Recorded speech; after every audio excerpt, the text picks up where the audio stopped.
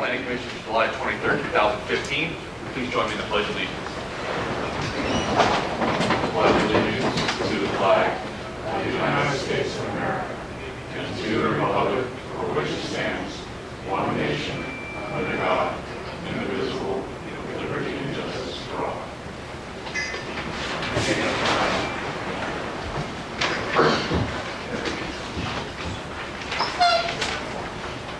action on the minutes from June 11th, 2015 and June 25th, 2015. Corrections or anything, any notes? Anything on that? I move we approve the minutes for both. Second. The 11th and the 20th. All in favor of approving the minutes for the 11th and the 25th of 2015, say aye. Aye. Thank you. This time we'll have citizens input. Any person may speak for 3 minutes about any subject of concern, provided that it is within the jurisdiction of the Planning Commission and is not already on today's agenda or scheduled for a future public hearing. Total time allotted for citizens input shall be 15 minutes. Speakers are requested to complete a simple form giving name, address, and subject, available in the Community Development Department office prior to 9 a.m.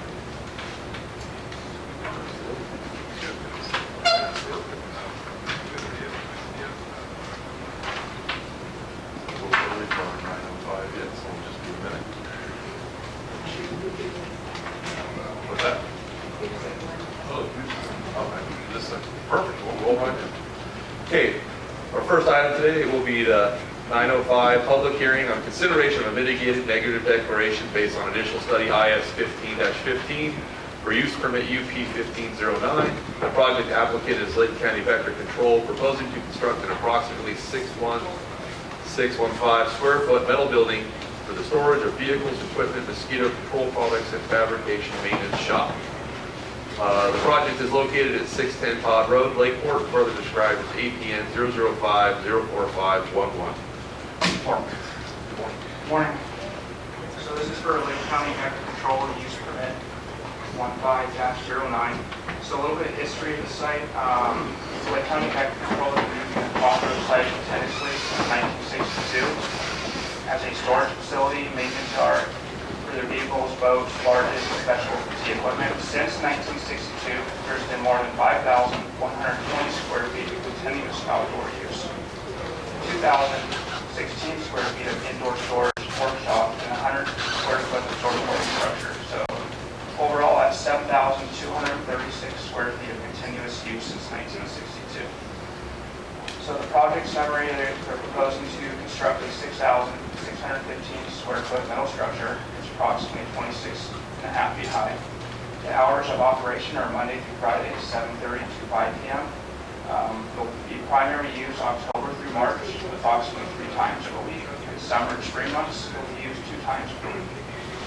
Vector control technicians will maintain and repair the mosquito fish ponds they have on site, pick up needed mosquito products, pesticides, pick up their vehicles, equipment, and fabricate specialized equipment if needed, and maintain and repair all equipment. I do want to note that their office and laboratory work will still be conducted at their site in Lakeport on S1 Street. So this is the proposed structure site. It will be approximately right here. And the surrounding uses, so the site is right here. So to the right is C2 zoning, and that's City of Lakeport's jurisdiction. It's for commercial and heavy use. And then to the left, this area in here is all SR Suburban Reserve. And to the south is Urban Reserve, which is City of Lakeport, and it's primary residential, small agricultural uses, as well as to the north right in here. The yellow line is the City of Lakeport, city limits boundary, and we've coordinated the review of this application was coordinated with City of Lakeport. We had a few meetings with our staff and making sure that the uses are compatible with their zoning and then future use of this property to the east. This is a basic site plan of the layout. You have your ponds that were recently redone, I believe in 2013. This will be the structure layout, and this little building right here will be the pesticide and storage building. It appears to be separate, but it's not. There's a breezeway that connects the two. And then Todd Road is right here. So these are the drainage photos. This is the east side entrance, and it's fairly flat. And then on the west side, the adjacent property on this side is zoned SR. This is the concern about the drainage issue with this, and possibly, or it could have issues with flooding his driveway and his property in certain areas. And the applicant's engineer, Bill Vanderwall, is present today and can speak in more detail to the drainage issues. This will be the structure layout. This area will be the primary storage of the boats and barges. This area will be the fabrication and maintenance shop. And this structure here will be the pesticide storage building. And this is just a street view to give you kind of a level view of what you would be looking at correctly through the fence and from the street level. And this is just the west corner view and the east corner view, just kind of give you an overall view of what the property looks like and where the building will be located. And these are the adjacent properties. So this area is the city of Lakeport, which is zone C2 and is currently vacant. And the uses are there to be commercial or industrial uses. And to the west, it's developed with a single-family dwelling, and it's zoned SR, suburban reserve, and there's some small agricultural uses. So this is the parcel directly across the street. You're looking from vector control across. It's developed with a single-family dwelling to the south, approximately right within this area. And that's it.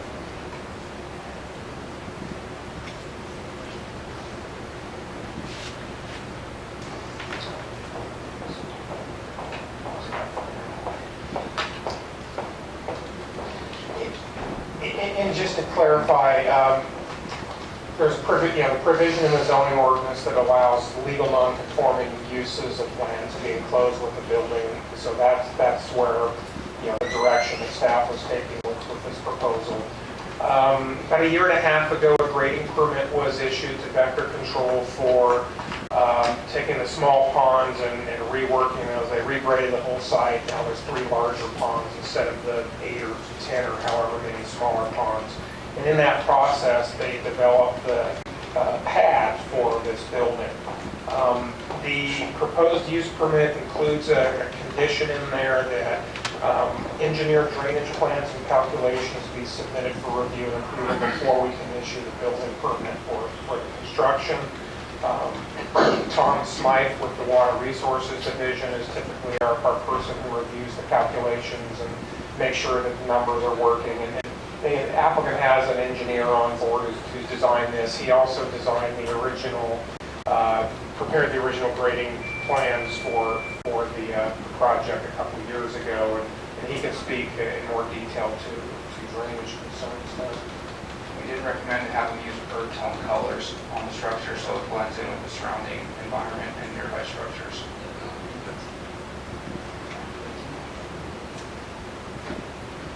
I'll open this up for citizens input. If anybody has any comments on this, want to step forward and you can speak at the microphone. Please sign your name, write your name down on the pad of paper up there, and state your name as well.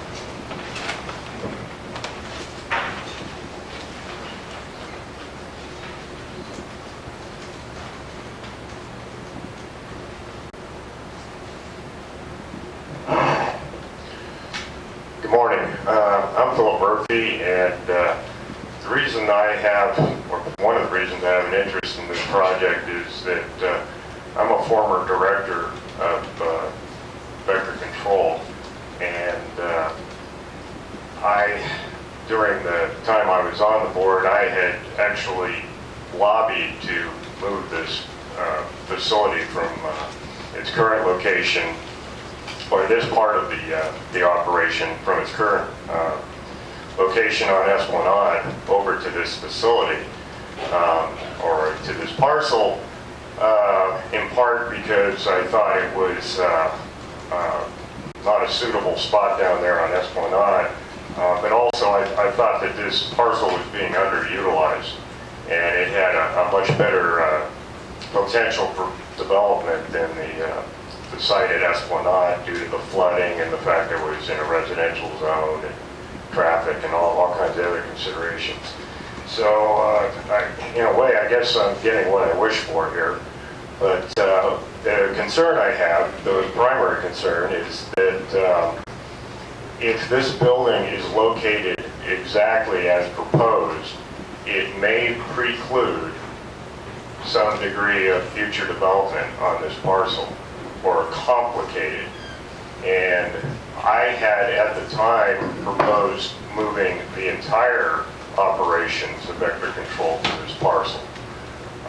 Because the situation they're facing down there is that they have a laboratory building that is not conforming to code in Lakeport, and very long time ago they had promised that they would demolish that building and replace it with something that was compliant, and that hasn't taken place. And as far as I know, there isn't a coherent plan to do that, because as you may be aware, the recent application to the city of Lakeport for a zoning change for the additional parcels they purchased, it was approved by the planning commission, and then it was appealed to the city council, and the city council reversed the planning commission's decision. So it basically, they're kind of in a standoff down there. They can't really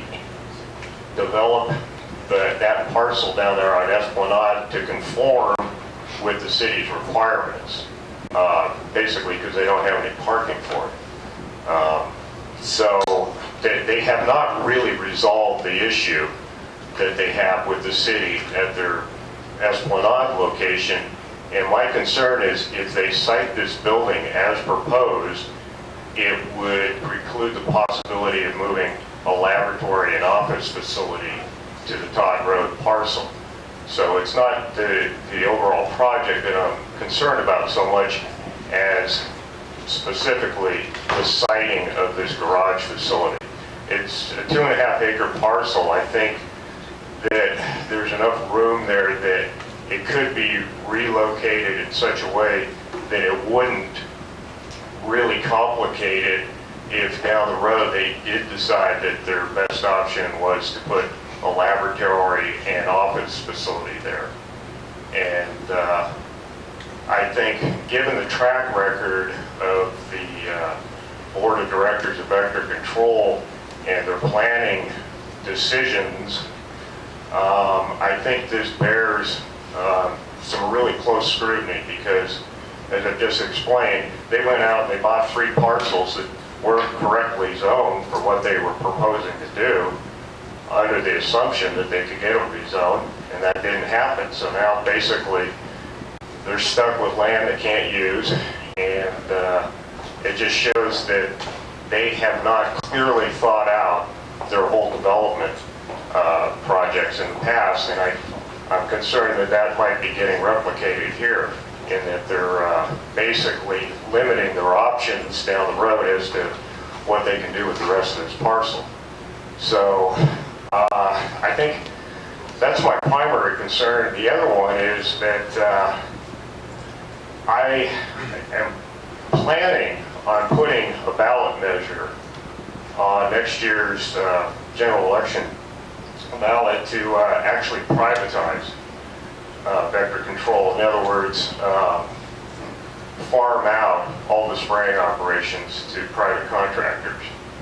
And that would, radically alter the need for this facility, because it would basically, all the spraying operations would be done by private contractors, and there would just be some kind of general oversight. In other words, just an office or supervisory function needed, and not this entire fabrication, storage facility, and all the other things that's going on there. So that's something else that you might take into consideration. But assuming that wasn't the case, I really hope that you would seriously consider the idea of altering this project as far as the exact siting of this structure so it doesn't keep them from having that option down the road of building another couple of structures there for an office and lab. So I hope you'll keep that in mind. Thank you. Thank you.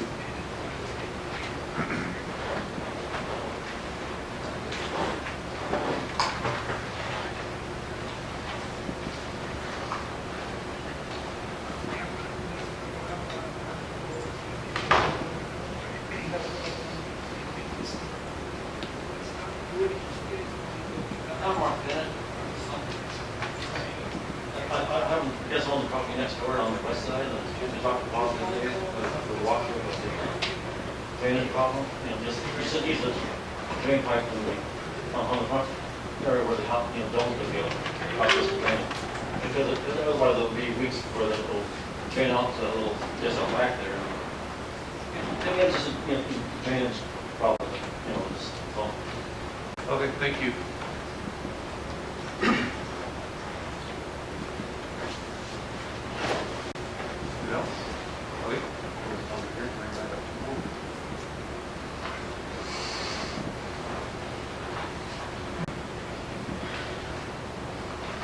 Okay. Mr. Bennett has a letter in the record asking for a site review. And I went over there last week, talked to Mr. Bennett, and looked at the property. The drainage is an issue. The initial study didn't adequately address it. I'm sure it's not insurmountable, but I think it's important to include some assurances that drainage is correct.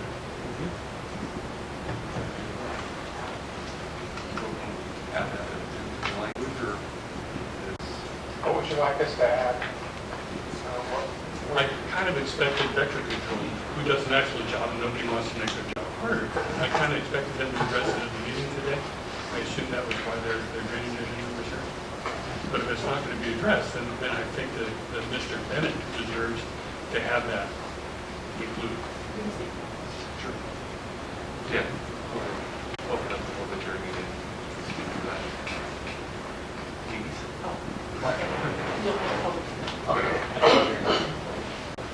Sorry.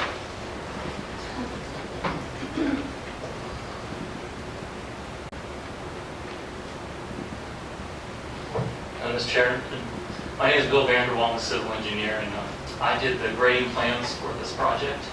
And there is a problem. It's an existing problem. Go back to the, where are we? Okay, so kind of, is there a point? Can I just move up there? Yeah. So the drainage problems in that area.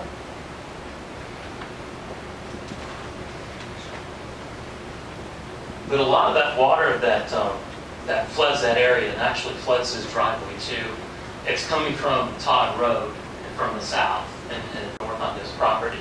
There is some incidental drainage that's coming from the vector control property onto his, but it's very small. I mean, it's very small. I have, all the grades that show what the existing grading was when we had the ponds there. The 12 ponds that were originally done back in 1962. So that's when the grading started, and that's probably where the ponding started at that time. But the guy's house was built in 1990, I believe. And it floods, and it does flood and probably gets up to his driveway. But the water's not coming from vector control, it's coming from the other side of Todd Road. But we could, if we needed to, we could put in a small V-ditch on our property to make sure none of our water is going to get onto his property. We can easily do that, but it won't solve the problem. So, looking at improvements, drainage improvements to Todd Road, but those are costly, and it's probably would go beyond the scope of the frontage of our property. Chair, can I ask Mr. Vanderwall to just go through the plan real quick? As I understand that the pad drainage here will be intercepted through a pipe and then will be brought out down to the east? Correct. Once the building's constructed, there'll be downspouts, and we'll pipe it into a storm drain system. Most of that system's already in the ground, and then we'll pipe it down to the east into a new ditch that we cut in on our property. Oh, this is The orange pipe. Yeah, so all this roof drainage will go into a storm drain pipe, it is right there, and then it's piped out into a ditch on our property, down to the back. And then in terms of, if I may ask, just to clarify the V-ditch concept, would that just be something that you would install to flank the eastern property boundary? And could that tie into this drainage? No, because you don't have the fall to go that way. And like I said, that's the drainage straw going into his property is what you're seeing.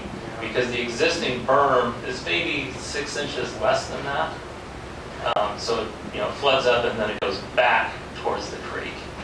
Where would that drain out to if you were to put some sort of interceptor ditch through here? Yeah, we could put a ditch, we can cut a ditch through here and then just, it'll eventually get to the creek in here. But he'll still have flooding over there. Yeah, we just, So he's done, you can come forward. And Mr. Chair, all we can do is just assure that this project mitigates its whatever impact, if any, it's going to create, that we mitigate that.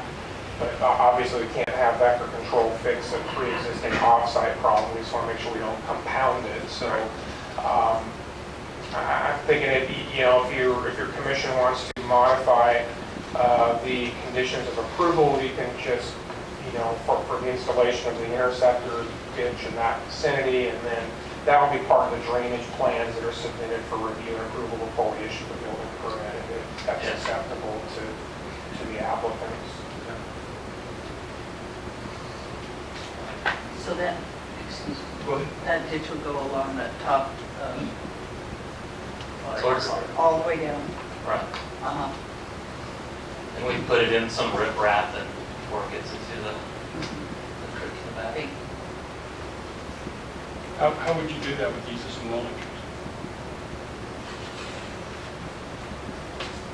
I think we go behind them, or we'll have to take them out.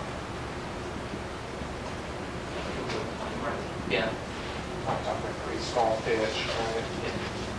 Yeah, because if you go back to the one photo, yeah, that's the drainage draw that it's collecting.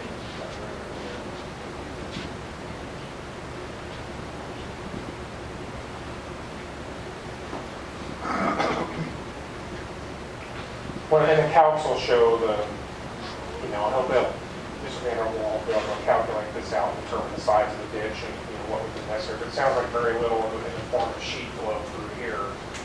Just trying to intercept that so as not to compound this issue over here anymore. Right. And it is in flood zone X. Yeah, outside of the 100.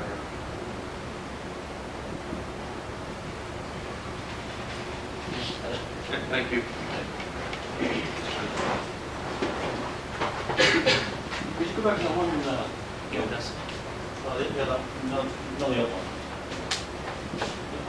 The one, right, the orange one you said? Yes.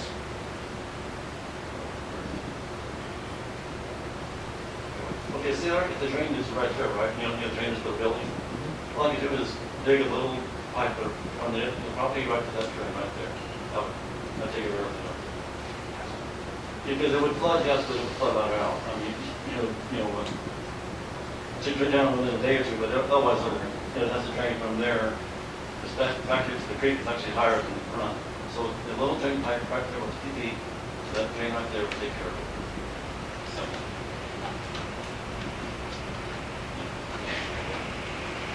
Does it not fall for that, Okay, correct? I don't think so. I don't think that would work for the elevations. This would have to flood up several feet, I imagine. Well, you're the land wall civil engineer. you're looking at a big drainage draw that we're not even seeing in here. Right. That's collecting a lot of water.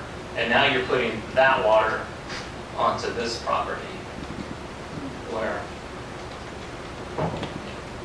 I haven't seen that done before, but, and then the question is, do you have a fall? You're low here, and then you have to have a pipe to get into our storm drain system. Our storm drain system is as low as it can go because it's all flat, and so it's just hard to, And you can overwhelm this. Yeah.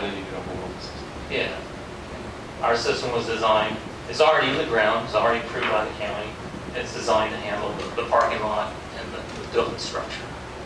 Not a huge tributary into that system.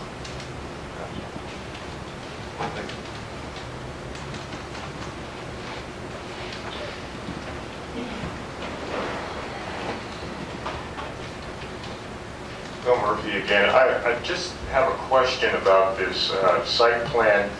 I'm assuming that the access to this garage facility is coming in right here. The vehicles would enter from this direction? That's correct. Okay, would it be possible to basically just flip the orientation of the access area with the building? I mean, because I think that would help address part of my concern about, you put this building right where you're proposing, and it kind of limits what you can do with that corner of the parcel, that southern end of the parcel. In other words, how close could you site that structure to the pond, assuming it was reversed? 10, 15 feet, something like that? It's a valid concern that Mr. Murphy is bringing up. There's a couple of compounding issues in that.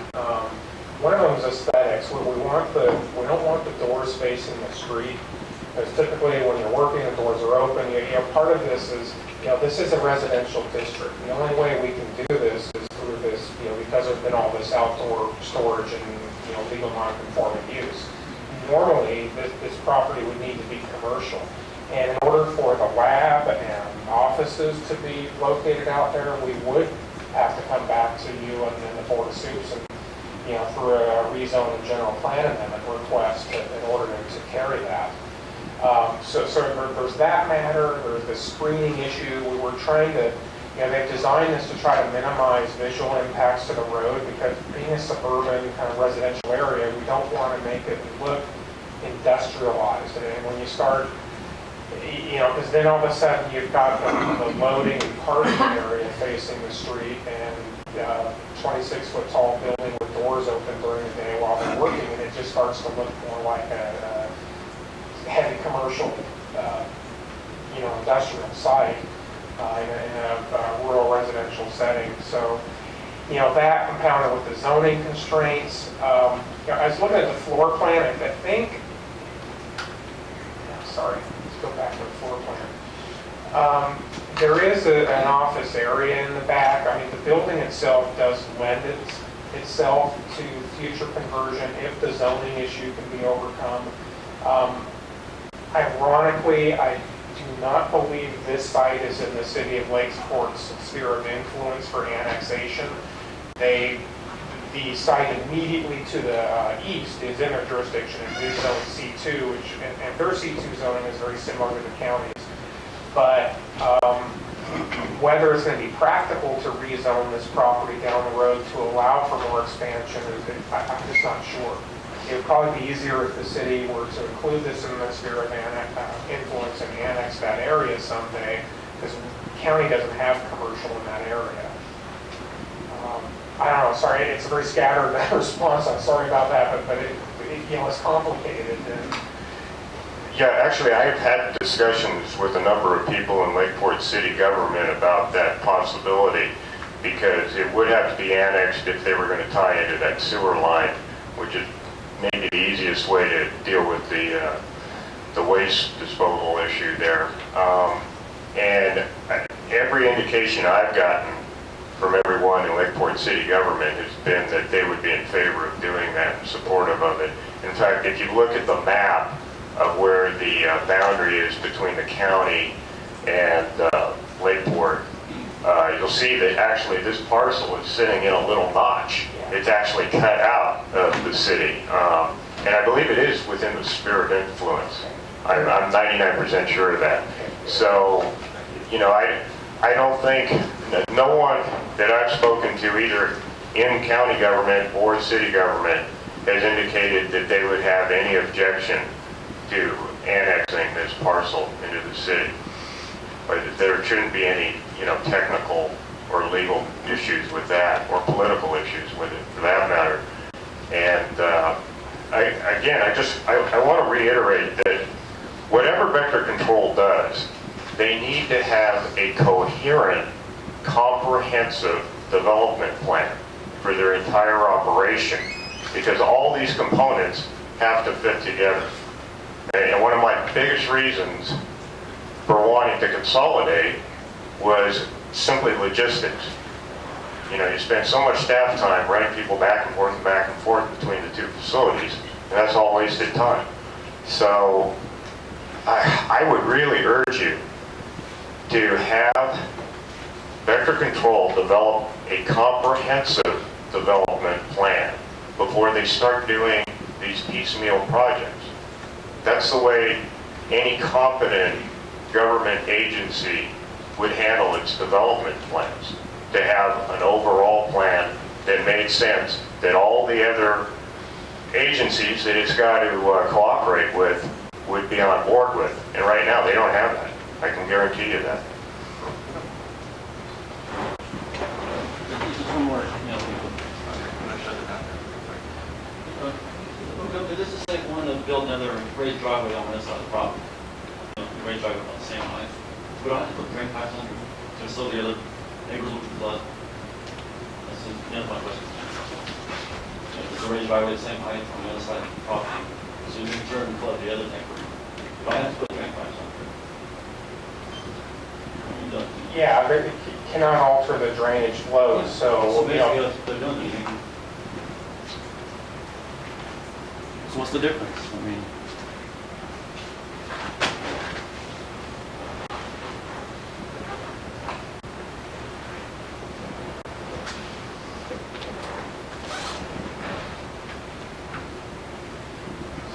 Has it altered the flow? According to the engineer, it is not, and they've designed the engineering, you know, the drainage system to convey that water, but they're also, you know, with your revision to the ordinance, we'll install that ditch, interceptor ditch, and also convey that Right. offsite, so that any of the sheet flow that would occur, say, between here and the fence, would be captured by that interceptor ditch. Okay. And everything on the pad is going to drain out in this direction and through here and down. Well, I'll close public hearing then at this point. Back. Motion for discussion? Okay. Because that property sits higher than the surrounding property, Yes. it's hard to know how much of the alterations were due to the grade permit that was issued last year, but it has been extensively worse than the last year. There's been numerous trees removed. I don't know whether the drainage in the front is been touched. Obviously, I'm not a drainage engineer. I do know that a lot of what appears to have gone on there is not something that would be allowed by a private developer. I think that there's questions on how it's impacted the guy next door. I think that the water retention on the property next door doesn't look like something that could normally evolve. And I'm not sure why that spot would be much lower than anything else. There had to have been natural drainage From across the two properties. I would think. What's historical? That's right. Historically, what's that? Well, I do understand that the property's been used for a long time, and it's grandfathered in as a legally non-conforming use. But as you expand it, I do wonder at what point do you trigger a need for a rezoning or a variance? And I think particularly the drainage problems that exist are going to be exacerbated by building a 6,000 plus square foot building and paving. All of that impermeable surface isn't going to help cure the drainage problems. Well, yes and no. If you have an impermeable surface, but you have a drainage plan that's taking all that water and pushing it to the other side of the lawn, and now basically taking care of all your water from that building, and the new impermeable surface is created and funneling it through your drainage system to the other side of the property, that would take away. Prior to that, there was probably some water that was going the other direction. You basically be taking care of everything. Everything that's related to the new building, downspouts, asphalt, all that stuff that enter this new drainage system goes to the east side of the parking and then down the road. So the only area that you'd be, what I'm saying, the only part of the property that would actually drain on to the west would be just the westerly edge of the parking area where the downslope towards the fence is. So it actually, that is like to make the situation better, unless we're talking about flow coming across the road and there's some sort of blockage there or something pushing the water. It used to go maybe more, it used to distribute it to two properties, that one is being pushed into one, but that wouldn't have any new building that would have to have. Well, the path for the drainage now, doesn't drain into the drainage. I'm sure that they probably can adapt that. I certainly hope Mr. Dennis, sure that they're able to. Well, that's what the plan is, right? Everything's from the building and everything from the path. Yeah. Stuff would be, and then installation of a drain on the side would take care of any additional waters that ended up off the pad would be into the ditch that flows with the creek. Yeah, all of this rainwater, all that surface water that's going to be collected up here will go out this underground culvert or pipe, if you will, and down out this way. So it is draining away from the Bennett property. And then with the additional requirement for the V-ditch, you're also capturing, all of, this, say, 20-foot wide swath. I'm just estimating the width of that is 15 or 20 feet. Put a V-ditch here, you intersect all that before it crosses the property line on the Bennett property, and you pick up that additional sheet flow, get it into the ditch, and exit it out through that direction and keep it away from his home. So I think what they're doing in that plan is then mitigating this project's potential impact for increasing drainage onto this property. You're capturing it all and steering it away, driving it away from the Bennett property. And that's an exercise of engineering, and he's got to run the calculation, he's got to submit the drainage plans. We have the folks over in the Water Resources Division review that. They bless it before we can issue the building permit for, and that, they're not going to pave this until the building is constructed. That'll all just tie together. And that's no different than other projects. I mean, you have to, when somebody does a project, they've got to mitigate for their drainage impact. They cannot create additional drainage impacts beyond what naturally occurred. So everything up here gets captured and it goes the other direction. And the subgrade, when this was built under that grading permit, the subgrade's already there. The elevations are all clearly noted on the plan. So Mr. Vanderwall will just come back and provide some additional supplemental drainage plans for review to just verify how that's working and then how we're going to make that V-ditch work. And we'll actually get calculations to show the surface area, the amount of water, runoff expected to be generated to make sure that this system can convey all of it in a 100-year storm.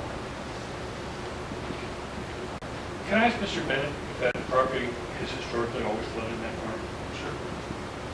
Well, it floods, yes, but it takes weeks for it to drain out to the ditch. If they tie in that one little pipe there, to drain out in a day or two. But meanwhile, my wife with a wheelchair can't get out in the driveway. Has that flooded as long as you've been there?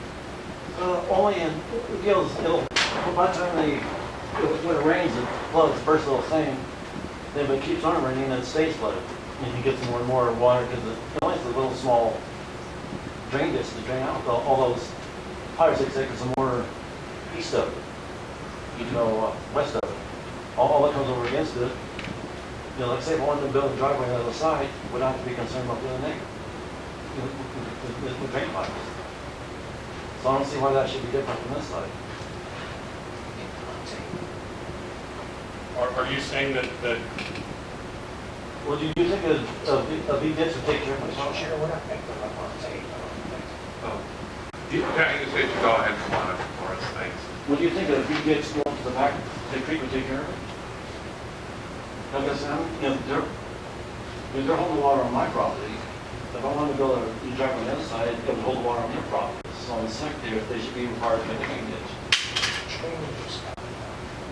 Just either trying to put the V-ditch on the back and make sure it'll drain. Like I say, my wife in wheelchair can't get on the water.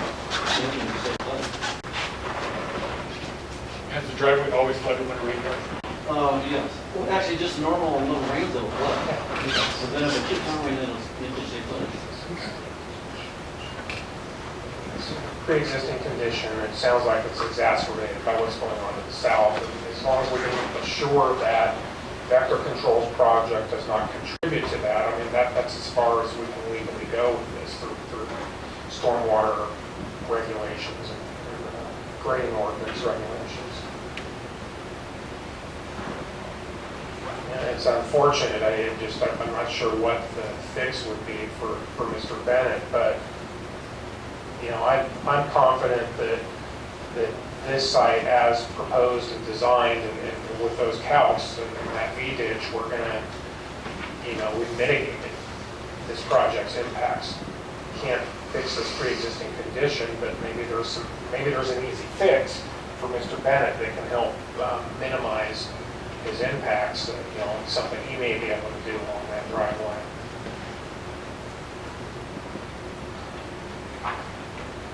Perhaps when Mr. Vanderwall is working out, there, he can suggest something. Yeah, that would be really nice. Okay.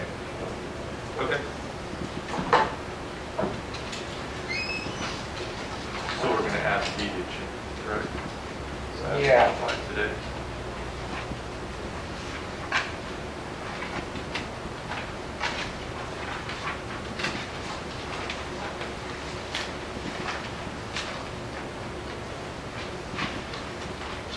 Mr. Chairman, I'd like to make a motion. Move the planning commission finding on the basis of the initial study number 1515, prepared by the planning division for the mitigation measures which may be added to the project as use permit as applied for by Lake County Vector Control, will not have a significant effect on the environment, and therefore a mitigated negative debt shall be issued with the findings listed in the staff report dated July 6, 2015. Second. So we don't need the as modified in that? That's the mitigate. You said as modified. Oh, you did say I apologize. Okay, all in favor of mitigated negative declaration as modified today, say aye. Aye. I move the planning commission finds the use permit applied for by Lake County Vector Control located at 610 Todd Road, Lakeport, California 95453 meets the requirements of section 51.4 and section 59.5B of Lake County zoning ordinance, allowing for legal non-conforming uses to be enclosed within the building subject to approval of a major use permit. Given the length of time that Vector Control has been operating at this site, that the building be approved pursuant to section 59.5B, and that the planning commission has reviewed and considered the mitigated negative declaration for this project, and the use permit may be granted subject to the conditions and the findings listed in the staff report on July 6, 2016. Second. All in favor of use permit approval, say aye. Aye. And Mr. Chair, what we've done is, just so we're on record with the wording, condition D1, second paragraph, where it says drainage improvement shall include, it talks about best management practices. What we should do is, drainage improvements shall include installation of a V-ditch adjacent to the western property line, comma, and then best management practices. We'll just sort that right there. Right. Okay? And then there'll be a consult with Mr. Bennett on potentially do that. Great, thank you. Thank you. Note the applicant or any interested person is reminded that the zoning ordinance provides a 7 calendar day appeal period. If there is a disagreement with the planning commission, an appeal to the board of supervisors may be filed. The appropriate forms and applicable fee must be submitted prior to 4 p.m. on or before the 7th calendar day following the commission's final determination.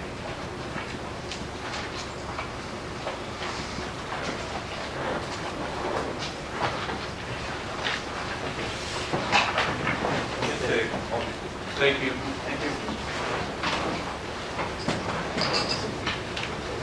All right, item 2, today's agenda, a public hearing on consideration of a mitigated negative declaration based on initial study IS 14-11 for subdivision map SD 1401.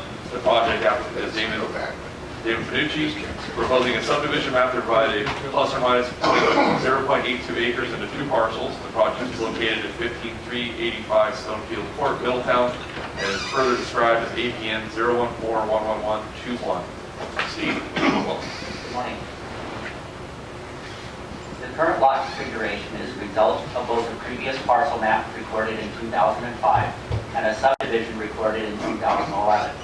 Because the same developer completed the 2 previous land divisions, resulting in the creation of more than 4 parcels, this application, which will allow for the division of a 0.82 acre parcel to create 2 parcels, must be processed as a subdivision map. The resulting parcels will be 0.41 acres or 17,860 square feet in size. The general plan designation for the parcel is low-density residential, and the base zoning designation is single-family residential. A residence completed in 2005 exists on 1/2 of the parcel. 1 shed will have to be repositioned to comply with the setbacks. The area is served by Calif Water District and Special District Sewer.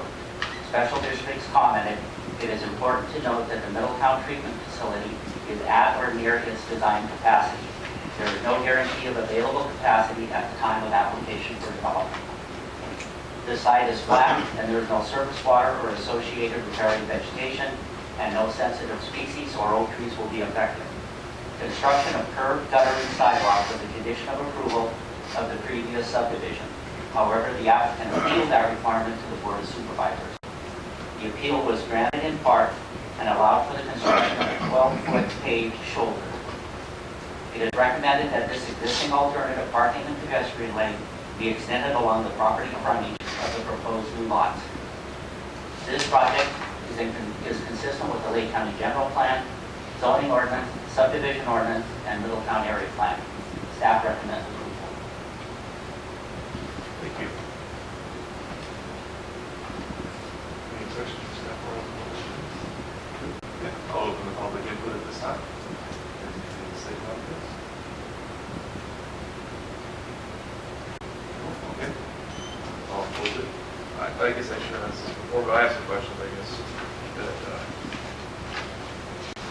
So if I were to, the subdivision here, there's a 12-foot, I walked down there, so the 12-foot parking area that was approved prior, on the prior subdivision. The idea of this urban gutter that was required initially was, get public off the streets, correct? And that's the sidewalk. With this addition of this 12-foot parking area or walking or whatever pathway or shoulder, it just makes it more parking, so it actually forces people to walk in the street.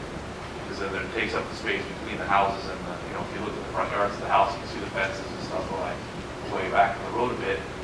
You pave another 12 feet, you're right up to the yard there. And the more houses you put in there, the more people are going to park on the street. And so eventually, the whole idea of the sidewalk is completely lost and you just gain parking.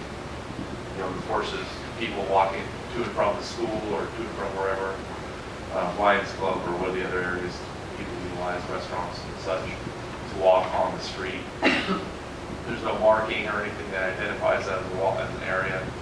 And if I were to come in with a subdivision with this many lots and just say I'd like to do this, what would my requirements be for that? it would be curb, gutter, and sidewalk. How many parcels we would be up to total? We would have 4, 5, 6, I believe 7. 7. So, through this process, we've started off with something that doesn't require it, and we got a variance. And it seems like we're just making exceptions further and further, and there's a lot of other, if you look at the neighboring parcels on the neighboring subdivisions, you have the same conditions of those lots. They're approximately the same size as this lot being subdivided. They don't have curbs, gutters, and sidewalks at this point either. So if we approve this, they can come back and say, oh, well, we did it next door, so I want to do it too, but I don't want to have to put curbs, gutters, and sidewalks in either. And every time we do that, we take away from our ability to enforce our regulation. So I have a major concern about that. That said, if there was another alternative or something that could be worked out, but I don't think that this 12-foot shoulder does the trick for what we're trying to accomplish with curb, gutter, and sidewalk. So I don't think that the project should be approved as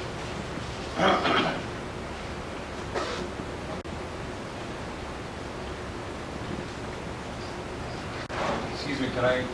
Sure, I'll public hearing for you.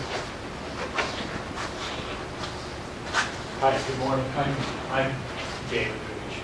Nice to meet you. So, I think, I understand what you're saying about the basic pedestrian traffic. That's kind of the issue.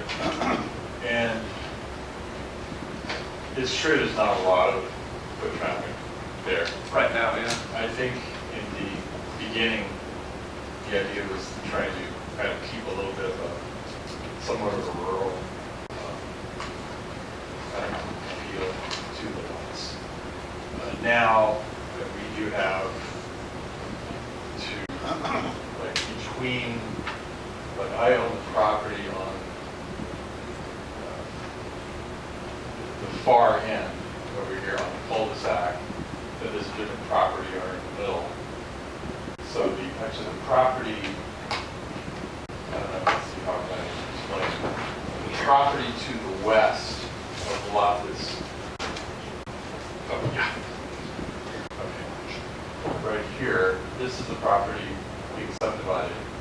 This here is owned by a separate owner. I do own this vacant lot. This one here is the built on. This property owner is a different property owner. So I don't know what the solution would be, because if we can't really put, would we put curb and gutter on one lot and then have the other ones without? I would say you do the whole thing. I mean, if you were to come into subdivision, you'd have to do the whole, all of it. And you've been able to piecemeal it, and that's fine. You've gone through the proper channels to do that. But we're getting to the point now where the lots are getting smaller and smaller. So it's compounding the problem. And, it really, like I said, it really does take away from our ability to regulate it. Every time we say, oh, no, you have to, just go there and get that.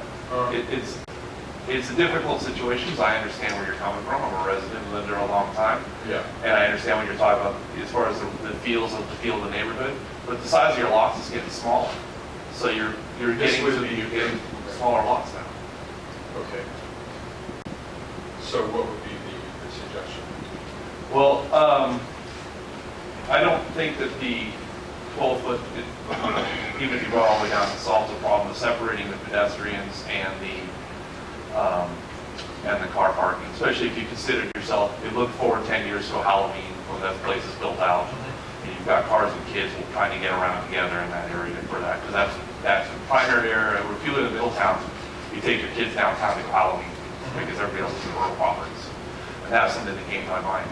So I don't know if you want to withdraw the application, if you have other people that are, of course, on this commission as well, so they can, vote yes, whatever. But withdraw it. Withdraw it and come back with another solution for this, for the pedestrian, some way to separate the pedestrians and improve the fronts of those lots to provide that that comes closer to fulfilling the regulations of our subdivision. Well, kind of feel like that should have been dealt with earlier, right? I mean. But every time you come to property something, owners- but you're here now to get a subdivision map, so we bought the whole thing up again. Okay, would you, are you saying the suggestion is that I would make curb and gutter for the other property owner lots? If you were to come before us with this idea as separate parcels, this, when you came, because you did this in subdivision, it's like we're looking at the whole thing again. Yeah. So it's not just 2 lots, it's a subdivision map of 7. Right. So if you came to us with a 7-lot subdivision, you'd have to put curb and gutter around the entire thing. Probably not the far side because there's no traffic on that, but on the side where the homes are. But I don't own all those lots, so. But the curb and gutter goes in the right of way for the road. So you can improve that. So for this one lot to do the curb and gutter, is that what you're suggesting? Well, the other, you come up with another idea that I don't have. To provide for. To provide some sort of separation from parking and people that's safe. I thought maybe an asphalt curb and then people trip. Mm-hmm. It's a tough situation for you, unfortunately, in that sense. Along the way, I've kind of relied on professionals. Sure. To make suggestions. Mhm. We did want to avoid the curb and gutter down the street at the Valley Oaks subdivision by the Yeah. rodeo. Yeah. Yeah, they have curb and gutters. I don't know, I think part of our thinking was it seems pretty urban and it doesn't get a lot of traffic.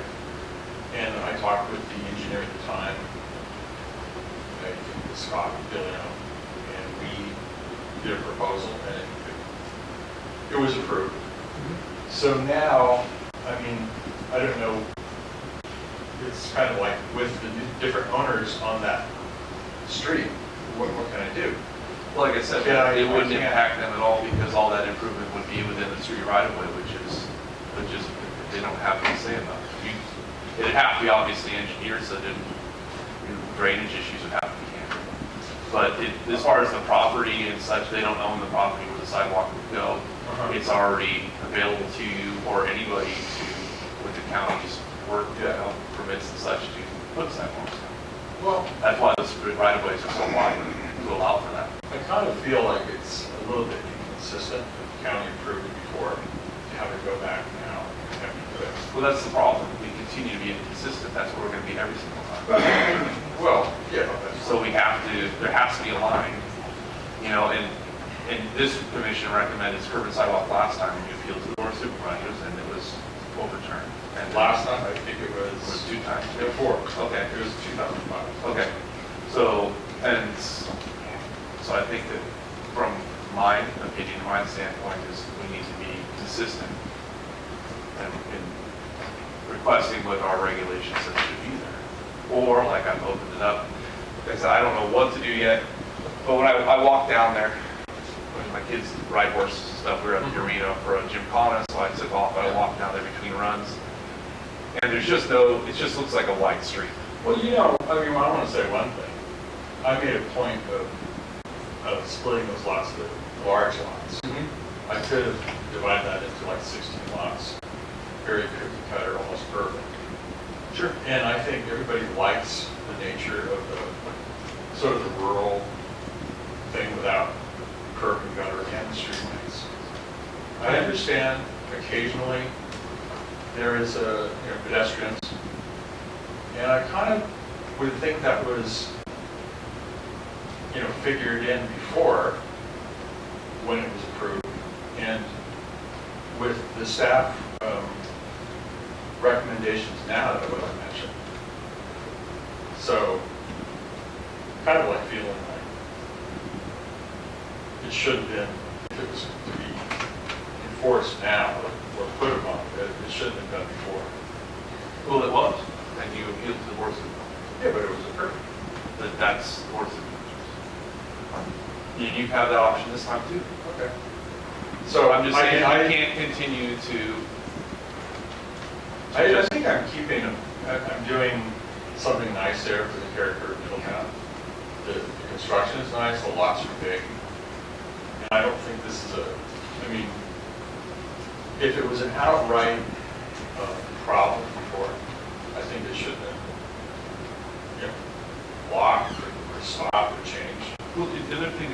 two other subdivisions, right next to yours, on either side, with the Right. same similar large Right. lots, actually yours is beginning. Right, without curb and gutter. So if those subdivisions were then subdivided in the same way potentially, you're gonna triple the amount of lots in that area. And as an owner, if I was an owner of the properties next door, or parcel 3 of the lots next door at the house, Well, those two subdivisions have the same situation. right, so There's no curb and gutter. so if They were required to. right, but they're larger. And if Are they, they? Well, in the beginning, why was that allowed? I wasn't on the commission. Well, I'm just saying.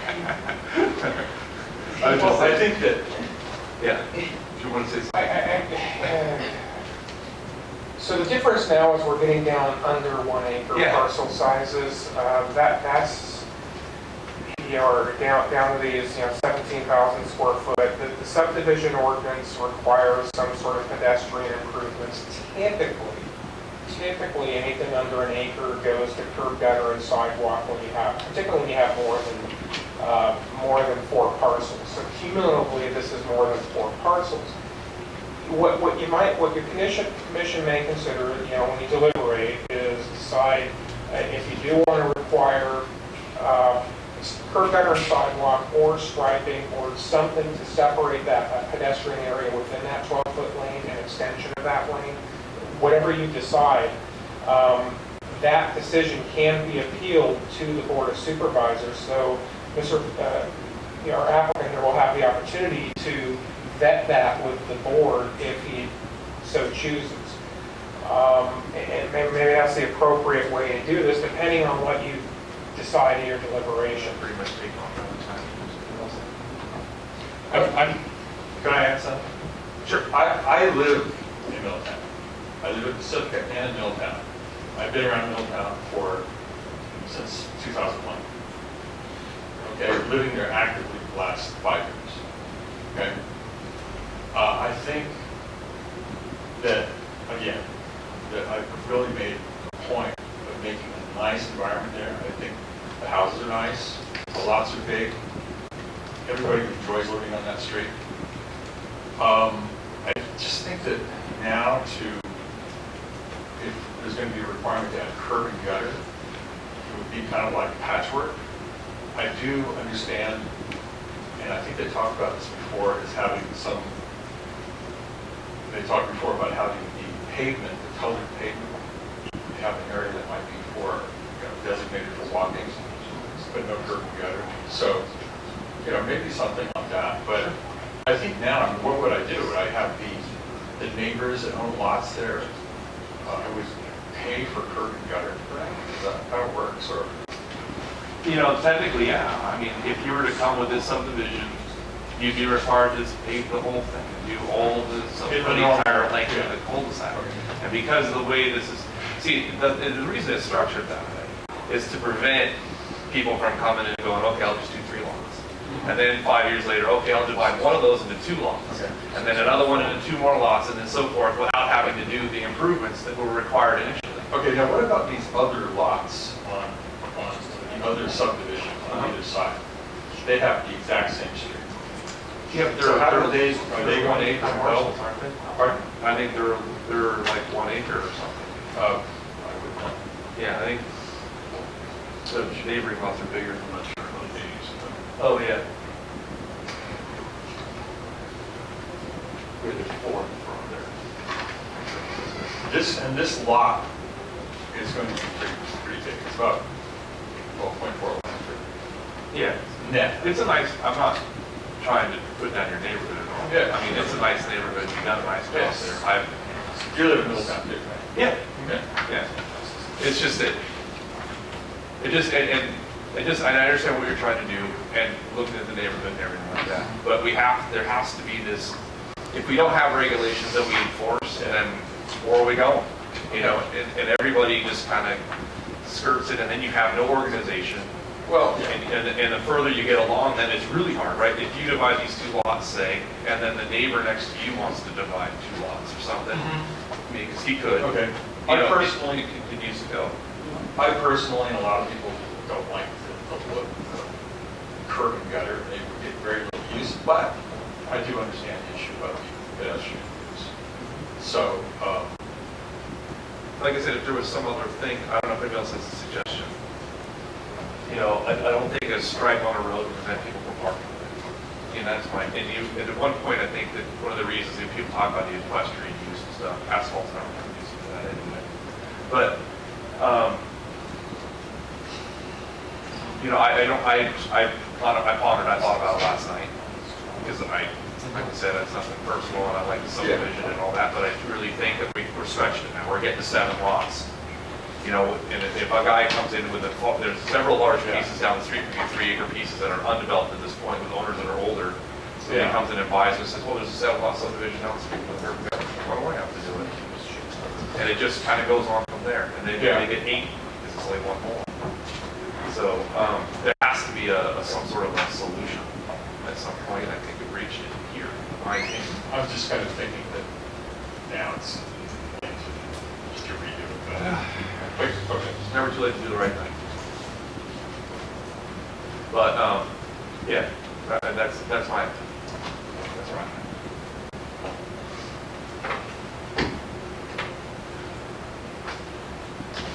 Anybody else have anything to say? Let me give you my, let me give you my opinion. Please do. If you want to live on a street with curb gutter and sidewalk, move to Napa. If you want to live in a rural area, live in Middletown. I see your point completely. I mean, you know, this is not, like I said, they didn't go out and build 7 lots all at one time. So, my opinion was, I wouldn't, if there was curb gutter and sidewalk, I wouldn't buy on that street. Well, I completely agree with you. Then if that's the case, then our subdivision ordinance needs to change. So we have regulations that we can enforce.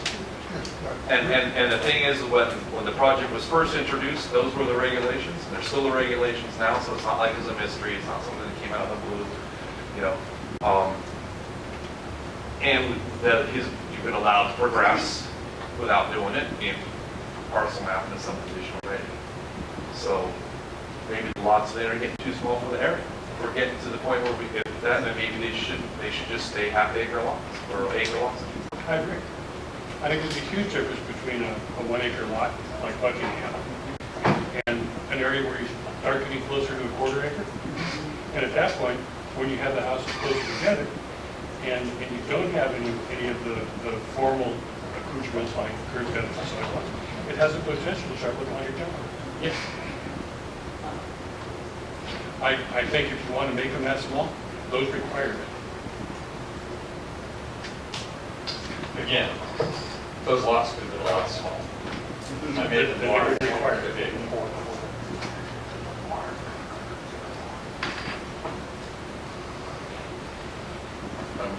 I'm just waiting for public input to be. Oh, sorry. All right, well then, if you have anything else you want to take, if you have something else to say, I'll close public input.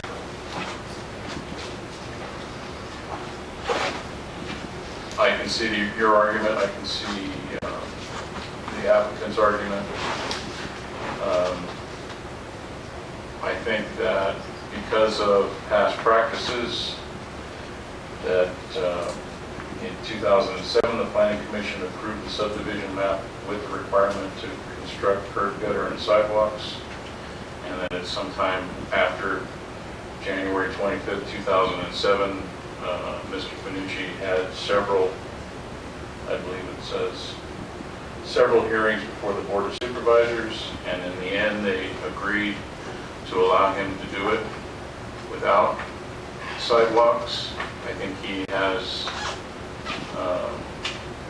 not, even though he's below the 1 acre at .184 or whatever, 182 or whatever it is, 184 I think, or 0.84,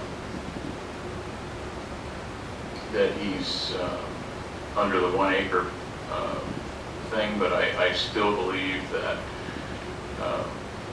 if that was the case, it should have been brought up by staff at the time that he came forward and be told straightforward, you're going to be required to construct curb gutter and sidewalk for your subdivision if you do this. At this point, it's a lot of time, probably some money. Staff's put a lot of time in. They came to a conclusion that this should be recommended, and I'm in agreement that since our Board of Supervisors felt that it wasn't needed at that time, at the time of development, that we should continue on as they're requested. That'd also be saying that if something happens and they start taking parcels down there and making them quarter-acre parcels, then then somebody's gonna have to step in at that point. But we're just under the threshold, and I don't know that this is the time to throw the hammer down and say we're not going to approve this, because everything else in the past has been approved, and the Board of Supervisors, the Board of Supervisors overrode what the Planning Commission said in the beginning, so they obviously have some other idea than what they have written in their code.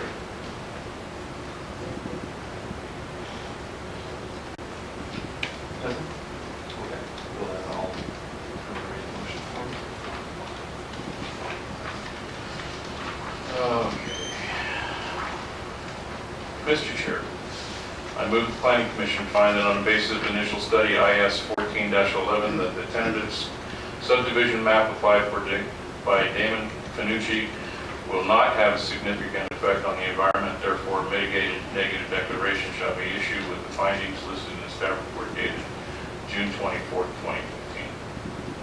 Second. Okay, all in favor of the proposed negative declaration, say aye. Aye. No. No. Mr. Chair, I move the Planning Commission find that the tentative subdivision map SD 14-01 applied for by Damon Finucci on property located at 15385 Stonefield Court in Middletown is in conformity with the provisions of Subdivision Map Act and Chapter 17 of the Lake County Code, and upon that basis approve said map as modified subject to the conditions with the findings listed in the staff report dated June 24th, 2015. Second. Thank you. All in favor of the tentative map approval, say aye. Aye. No. No. No. Note the applicant or any interested in. Hold that again. Oh, same. Sure. Hold that again.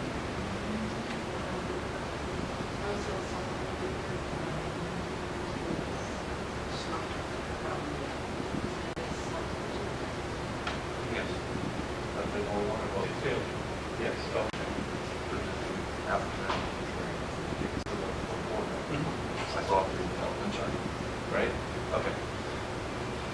Note the applicant or any interested person is reminded that the subdivision ordinance provides a 15 calendar day appeal period. If there is a disagreement with the planning commission or an appeal to the board of supervisors must be filed, the appropriate forms of applicable fee must be submitted prior to 5 p.m. on or before the 15 calendar day following the commission's final determination.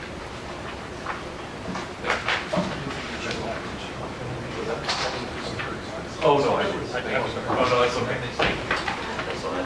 Excuse me, Yes. I was a little confused. At first I thought I heard 3 ayes and then I heard 3 no's. Like, what was the, I don't think there's a problem with the environmental impact. The environmental impact passed, the approval of subdivision map did not. so If it's appealable, then we will be.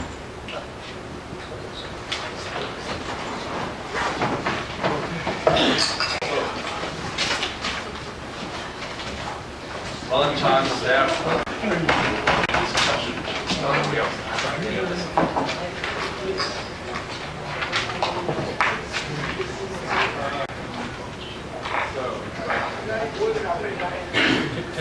Hey, Rick, is there something going on at Canopic? Please. Something? Yes, but so far we're really not at liberty to say, but things seem to be happening.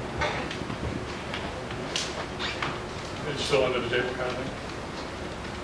Well, it's just there's private negotiation? yeah, Okay. yeah. Sorry, it's just We'll see. yeah, it's very positive. It's looking very positive. Okay. We'll know in a couple of weeks where it's at, and I think then there'll be announcements.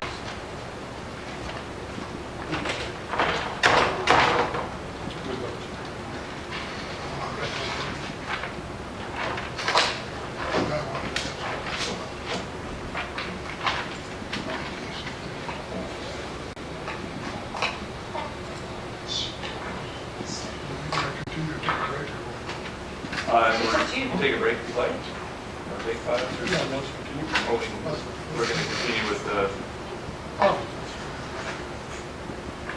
take a break? yeah, Okay. 5 minutes. Take 5 minutes.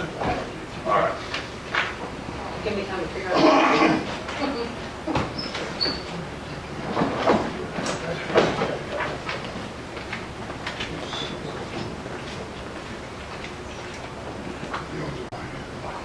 In Lakeport and Calif, they've also done these controversial pine tree cell tower things. So we currently have 3 applications for reviewing. The 2 of them are on fairly prominent roadways. One is in the community and a little more discreetly located. But what I wanted to do is give you a kind of an overview, a parade of cell towers, kind of give you a sense of some of the design decisions you will be looking at over the next month. I think the timing of these, probably we won't be looking at these until September. But I'm sure you've all seen the cell towers that have been disguised. So this is part of your little comedy hour here. These are all the different ways that cell towers have been disguised. So when they come before you, you're able to make some judicious decisions about your favorites. So, you know, while it's a tree, it's a super tree. This one, you know, it sort of works if you look at the scale of it. Now this one, you wouldn't know. You really wouldn't know. Except, you know, unless you look at the bottom. The classic. That's a lot of work, clearly, but it's probably, you know, the church probably already had the cell tower, so it was a lot easier to incorporate something like that. That one, sculptural. Somehow they clad it in that. I'm not sure that was the best. Another super fir tree. The saguaro doesn't work here. That one's not terrible, you know, considering it's on the coast. I mean, it's clearly giant size, but it still kind of works. And part of this has to do with the location, right? So, you know, it is next to another palm tree. In this case, it kind of can be considered as a cluster. Something should have been done about the skinning on the pole, but that one somehow works, because again, it's in an existing structure, so kind of co-locate is always a good idea. There's another tree of some sort, but you can clearly see the antennas and the scale is not necessarily great. Another tree. So there's lots of little formats on the trees. That one clearly, another one of those, really? It's clearly a cell tower, but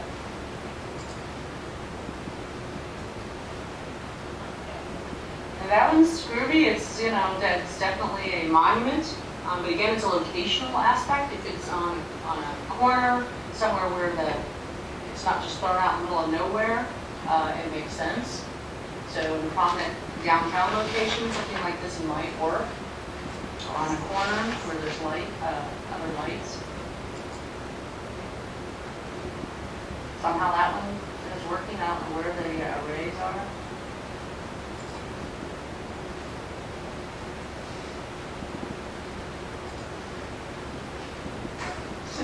We kind of get a laugh out of this one, so. Yeah, so, but you know, that's in the middle of the book, it's a cactus farm, so it kind of works.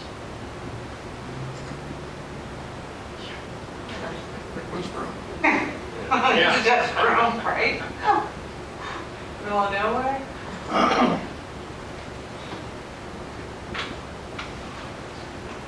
Yeah. It just, you kind of have to look at it for a while. It really is a nice offer. And, you know, it's already a structure in some cases, so it works. And since they're getting the revenues, I'm sure the church is happy. They're super tree. In the middle of nowhere, right? Kind of looks a little bit like a regular. Yeah, but you know, and The issue with these is clearly, it's kind of like one of those fake Christmas trees, the arms don't go there, it's west. And again, it's the context that really, creates a challenge. The Mugo pine doesn't, that kind of works, because it's, again, it's clustered here, and the scale isn't outrageous.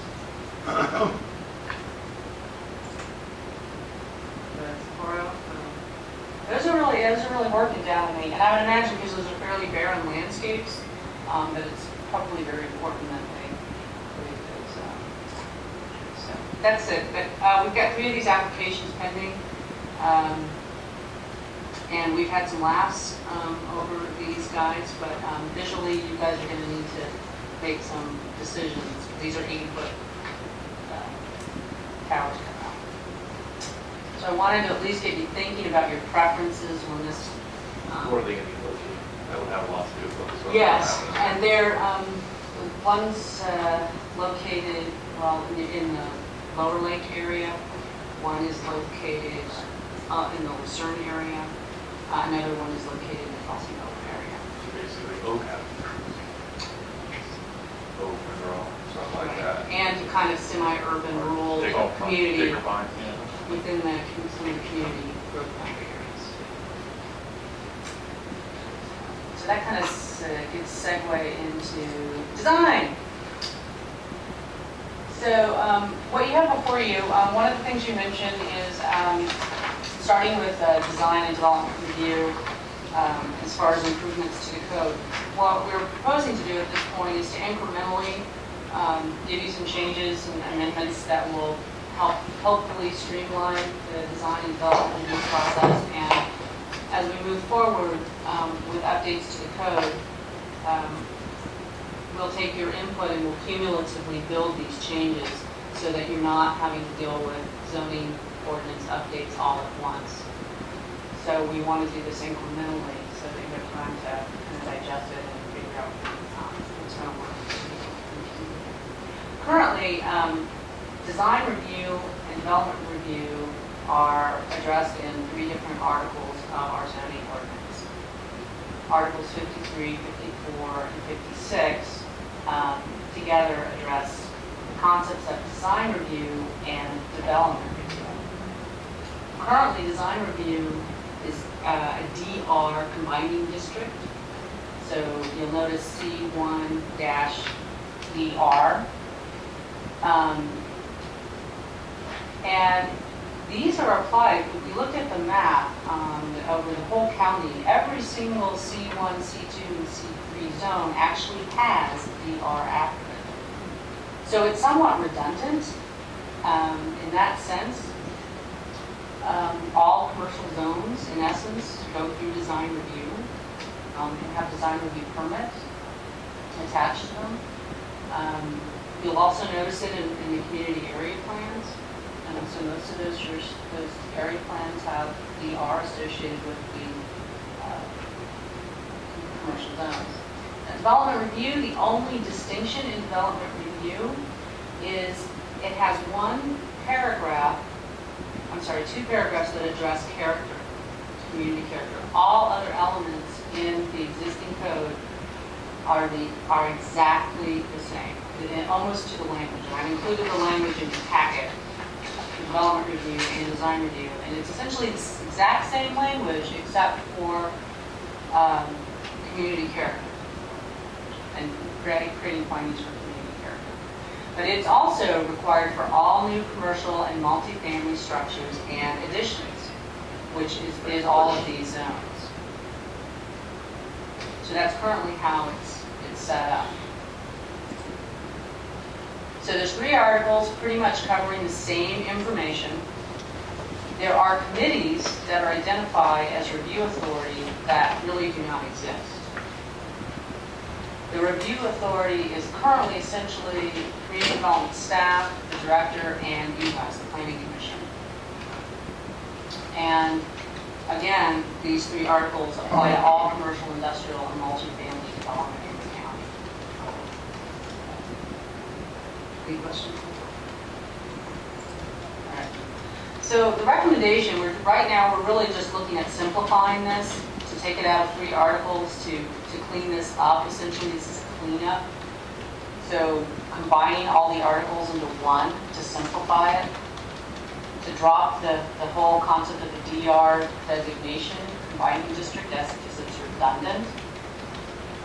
Apply design review to all zones currently addressed by both articles.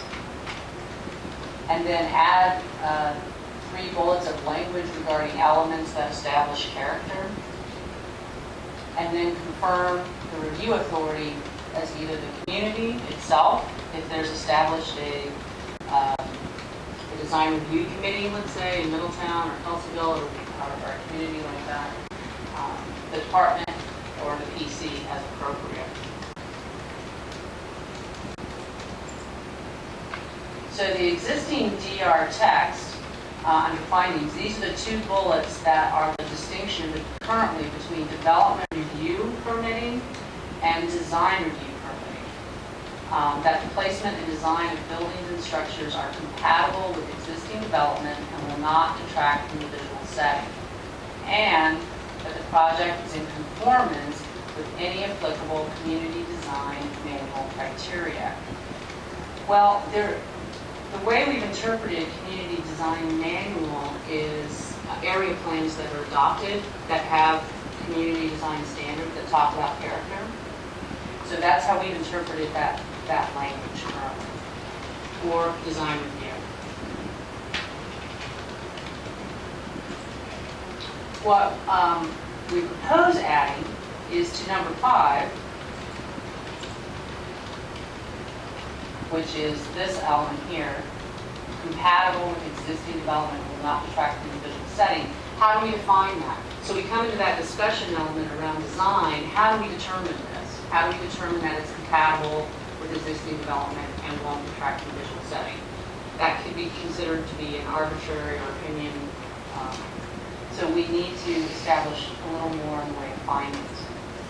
So we would have 3 bullets that would add to the findings text that the building's height, mass, bulk, placement on the lot is in keeping with the pattern either currently existing or as adopted by area design standards, whichever provides the greater contribution to the community. And the reason why it's either or is that in some cases the community has either established a pattern that really works for them, and we need to continue that continuity,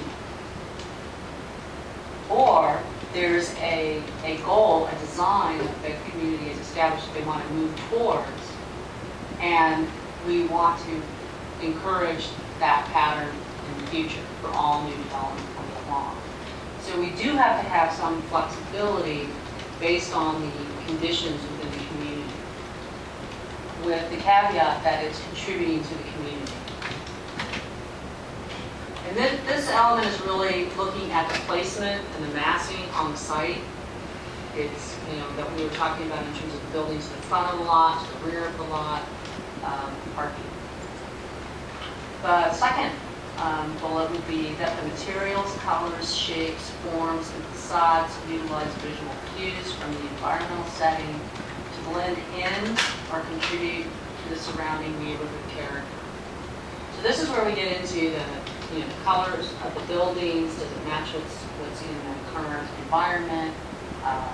Is the shape and the size of the building in keeping with what's already there? Are there signs and are the light poles red or black or this height or that height? So we're trying to be as specific as possible, looking at materials, colors, shapes, and forms, and then the facades of the structures to make sure that that's in keeping. It gives us things to address in our determination of compatibility. And then the third and final bullet under that one would be that all parking, lighting, signs, and landscaping address all modes of transportation and are in keeping with the scale of structures and surrounding developments, and that all parking, lighting, and signage should be at a minimum and visually non-intrusive. So this is the peripheries of development, the little items that can either really detract from a development or contribute and help blend with the neighboring buildings and the environment. These are the kinds of things that help tie in on the landscape, the new development with its neighbors. And then the next item would be adding to that second paragraph, number 6, because of this design manual criteria, which is somewhat confusing, we would just amend this sentence to say, the project is in conformance with any applicable community design criteria adopted by the community through a public process and incorporated in the general plan or area plan. And we would take out by county resolution, to just be adopted. Which basically goes to, any community wanting to establish these design criteria, it has to be through a public process and it has to be adopted through the general plan of the area plan. So that's just simplifying these 3 separate articles into one and just incorporating it. The text that is provided kind of gives you a sense of how it's currently, it's complicated right now with these 3 articles in our code. The one item on page, if you look to the handout, page 54-6 or 54-5, the development review currently has in its language something regarding community design. No, wait, I'm sorry. Go back. Take that back. Look at second to the last page, 54-10.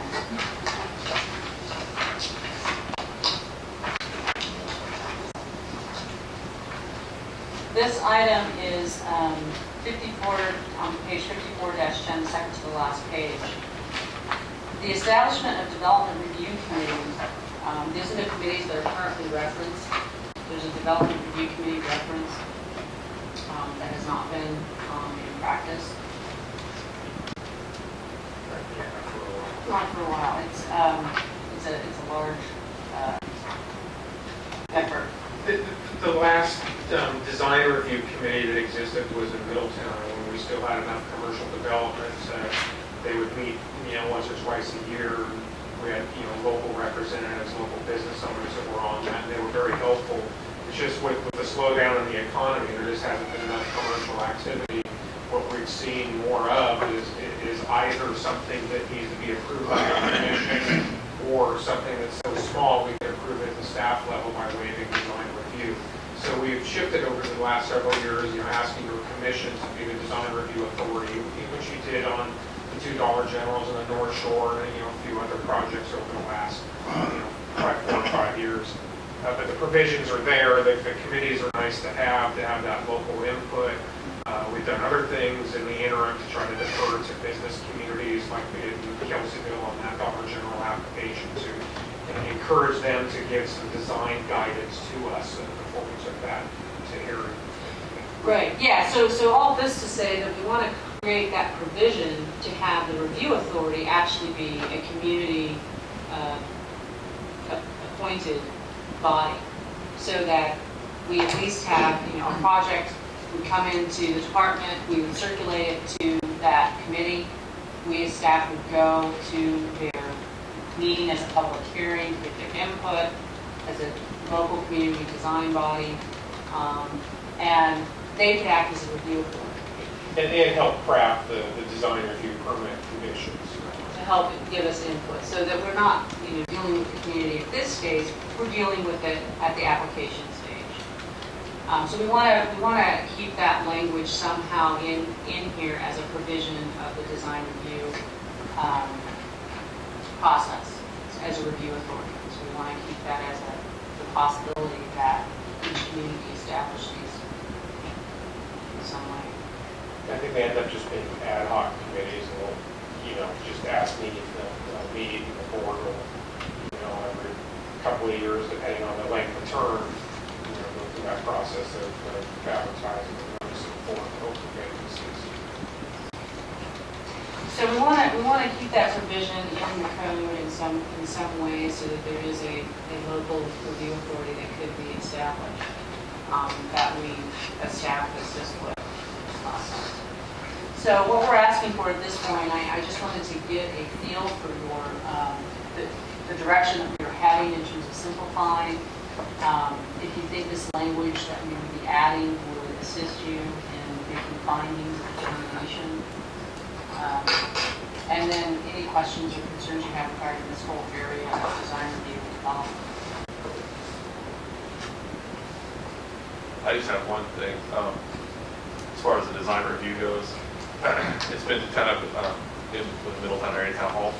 You know, it's been pretty heated because the Dollar General stuff down there, and so there's been sort of a division. It's not a bad one, but people saying, okay, well, math isn't really supposed to be design review committee. You know, we're appointed by the board of supervisors, or the group is, and to sort of be as a linkage between Middletown and the board, you know, to fulfill their needs and our needs, back and forth. So one thing, I think the development of a committee would be good to sort of steer that away from that particular community group, because I think it muddies the water. And then if you have a community who's divided amongst, you know, things like this, it prevents a lot of other stuff that we should be doing, like working on the park, or, you know, cleanup duties, or, you know, more public development, more public, you know, cleanup and stuff like that, I guess. Civic stuff, more positive note, that, you know, you get this kind of stuff involved in a small group like that, and you can sort of drive people away. Yeah, and that's the tricky part. In this case, what we're trying to do within the design review is really, this is about the aesthetics, not necessarily about the function or the use. And so we have to be very careful in this, and that, you know, we're not making any judgments on the use or the actual function so much as the aesthetics. Right, it should be just following what the area plans for the different communities have. And then also too, it's related but not included. You know, we have the new study that we had from Caltrans, some of our grant study too. That also lays out in further detail, you know, what our general plan is, what our community can look like in a certain signal. So I was wondering if that's consulted when we do stuff. When you look at things, do you have a copy of that you look at in addition to the general plan? Because, like, for example, the Dollar General store, the development there, if you look at the streetscape, what's supposed to happen at that end of town, it's supposed to be sidewalks, matching light posts, all that stuff, and potentially an island in the middle of the road, you know, or something like that, sort of traffic calming, because that's still considered town, you know. So I guess it's sort of awful, but that could be sort of worked in when you guys have it very far.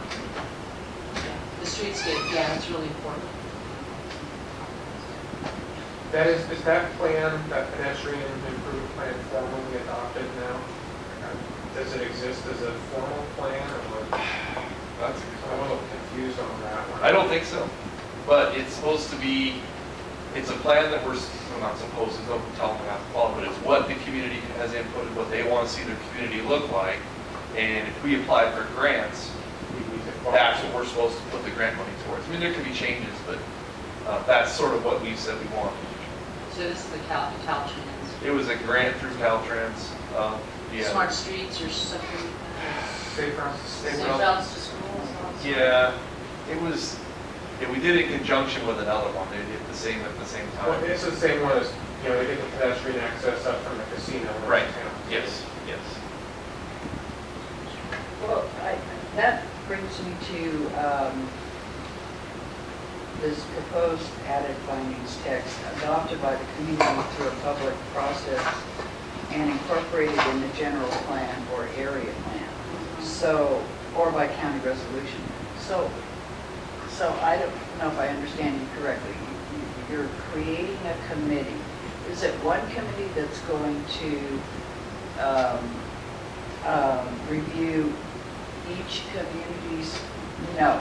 Okay. Each community that desires. Each community will have their design committee. Okay. So you have an ad hoc, you know, standing members for each community, and hopefully you have, you know, the committee typically will consist of a representative from planning, a representative from public works, health department, and then like at least 3 people from the community, so you get the local design feedback, and then health department would not always attend the meetings, it just depended on, whether there was any permitting they would need to do. But you have public works rep there because often we're looking at street guard improvements, perhaps off-site, on-street parking could be counted towards meeting the parking requirements. So we have that. We have several local business owners that would give us feedback on whether they think the architecture is appropriate or not. Maybe pick the street type of vegetation. Well, this could quite possibly refine what comes to you also. Yeah. Before it comes to you. Now, but it says be approved, so it's going to have to be formalized. Anything will have to actually be formalized. Yeah, any review authority would have to. Appointed by the board of suits. So in a lot of communities, smaller communities than municipalities, typically they'll have their design review committee would be made up of community members that happen to have design backgrounds, architecture, landscape, or building or something, building development. And so then in that case, within the municipality, you have one group that would act as the design review committee for any project within the municipalities. But in this case, because the county is so large, it's better to have community members be representative of what could be counted. And with our community being so unique. So you see one of these committees for each supervisorial district, or? I see it at least potentially for each of the communities. So Middletown, Cobb, Potentially Hidden be- Valley, Yeah. you might have 3 in the Middletown area? Could possibly. The reality, we see very little in the way of any commercial development in Cobb, so probably wouldn't even need one there. But the more active areas, so Hidden Valley area, Middletown, we hardly ever see anything in Lower Lake. I mean, you might have a standing committee and only need to go to them once in 5 years. So I don't know, Lower Lake may boom one day. Yeah. But shouldn't each community take into consideration the surrounding communities in the stuff of a planning? Right, there's context, and that's certainly appropriate. Scale of the project, I think. So we as staff look at it that way, we look at it from a lot of different perspectives. Another possibility, and this happens with, again, it's easier in municipalities where you have established neighborhood groups, neighborhood associations, community associations, where there's an active membership of community members that get together to talk about stuff, neighborhood associations, HOAs, where typically anything that goes into the community, the application that comes in is circulated to that neighborhood association, because you've got a mailing list, you have a point person, you have an active standing committee that meets, or a group that meets, if there's an issue. And then that body, like the Kelseyville Business District, that's one that would essentially get an application that comes into the Kelseyville area, and they can all chime in. Now, it might not be the same things that we're talking about here, but with this list, then they would at least have some findings and some basis for some of their discussion. Instead of just, I don't like it. Those kinds of things are important. Would they also be used for subdivisions? It could be used for any application that came in. It really depends on I see what you're shaking process you want. A plan development, yes, because I think there you have landscaping and certain design elements, but I think just a standard subdivision, not necessarily. In a regular, noticing environment, you would essentially, a neighborhood would be, if there's a neighborhood organization, the neighborhood would be notified. If there's a committee, if there's an association, and there's a point person, then any application typically could come into a neighborhood association. It's part of the circulation. We send out the referral to all sorts of departments, to the tribes, to people that have interest in And are they strictly advisory? strictly advisory. Well, In some cases, depending on what their appointment is by the board. so in the past, okay, so they recommend that now again, you you've got community members, you've got a couple county staff, and together we would hold these meetings, we'd get the design input, we'd fester these projects out, and we would draft conditions, and then the community development director chairs the committee and approves or denies or amends the permit, and what the applicant receives is a development review, or design review permit. What we've done over the years is shifted a lot of that responsibility to you. Part of it is, again, because we haven't had that much activity, but also to try to streamline things. But the difficulty, and I think the challenge that staff has, and then we kind of shift that challenge and burden to you guys that you're doing that, is do we really understand what that community's design desires are? And is this, does this Dollar General and Nice really fit that or not? Did we do a good job on that? We didn't get much in the way of community feedback on that. I spoke with one adjacent business owner who had some design suggestions, and we talked to the applicant about that, and they modified, and I think we went through 3 iterations of the architecture on that building. But all we can do is get it close, bring it to you right now. You tell us whether you like the design or not, and we don't want that to be subjective. We hope we can get some local feedback. So reestablishing these design review committees would really help us with that local aspect of it. Really hitting the mark on this. We're reading our communities. Yeah. What about staff time? I mean, that sounds like it'll add a lot of Oh, time yeah. to what Oh, yeah. you need to do, and I like you around, and I want to see you pull yourself. Well, that's it. Yeah, I mean, and then, and they pay a fee. volunteerism is always tough too. Right, it You is. know. And coordinating schedules. Take 10 people, every community, they're already busy. Yeah, right. So it's just that we want to leave an open door if and when it's needed, but it's not necessarily something that, particularly in this case with design review, that we. It seems like it's something you could put together on a project-by-project Yeah. basis. If you have a large project coming in or something, you say you could approach the community and say, hey, listen, come to a map meeting, for example. Say, we're going to assemble a committee meeting on this, we need somebody volunteers.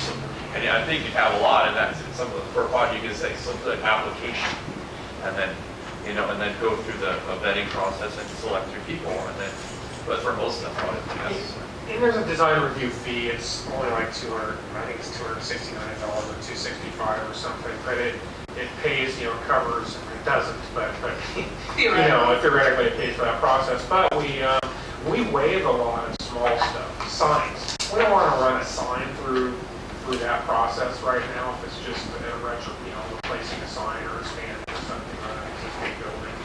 There's a lot of little stuff that we waive, and we do have a design review waiver form that we use.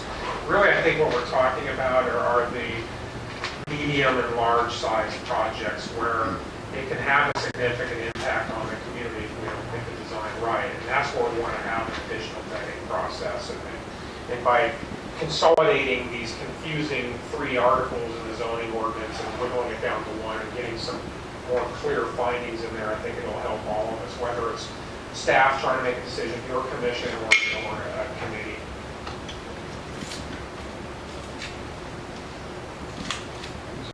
It's all subjective.